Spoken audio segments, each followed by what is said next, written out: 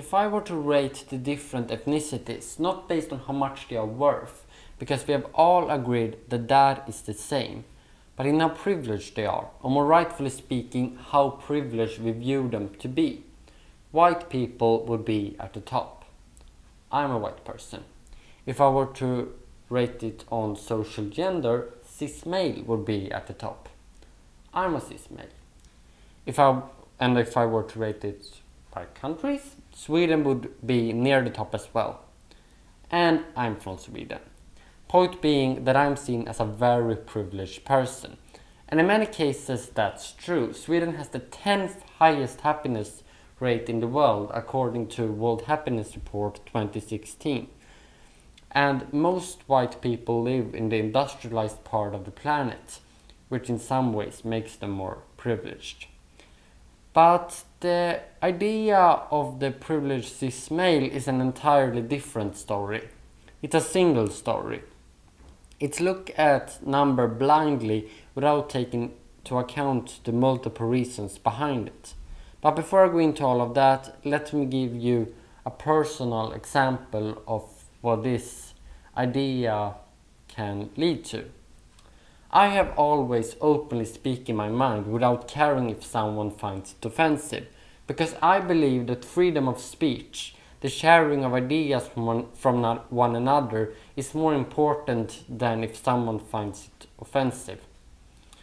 But because I'm a white cis male, many see this as just an egoistic justification to stab on other groups such as the LGBTQ community. The reason why is that I'm kind of seen as not understanding the position of others because I'm so privileged. But now we go back to statistics. What is the pay gap?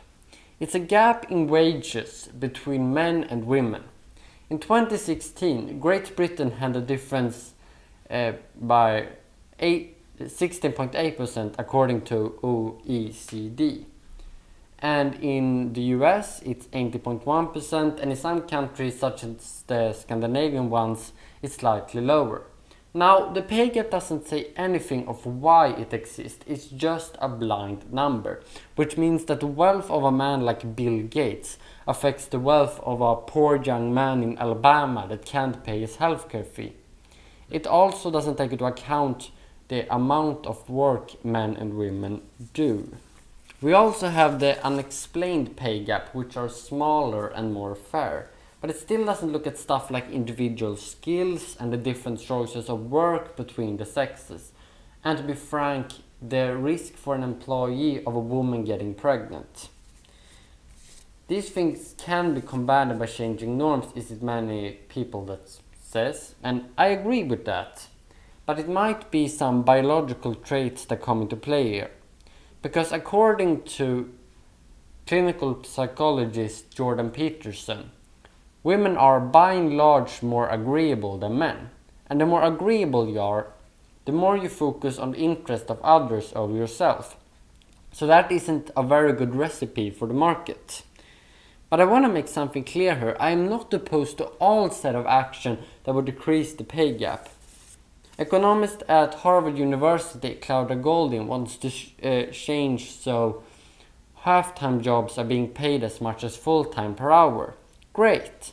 Giving high wages to some important female fields. Also a very good idea. The only thing I'm opposed to is this solution that only targets women that are based on this white cis male that can't understand the position of others again. You might not have liked this message. You may think I'm sharing some fake news here. But listen, if the reason why you think so is that I'm a white cis male, then you have just proved me to be correct. And thank you for listening through it.